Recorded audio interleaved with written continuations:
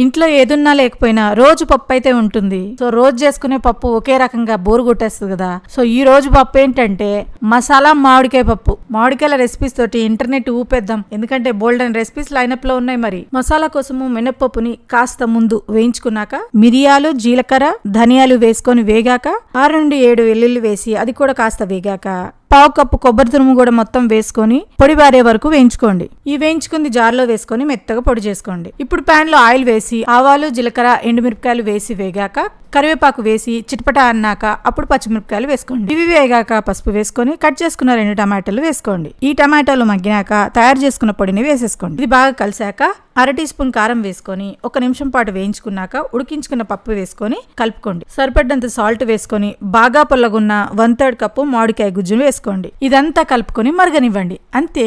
దీనికి కాంబినేషన్ గా ఎగ్ గీ రోస్ట్ తింటే జింగిలాలా జింగిల.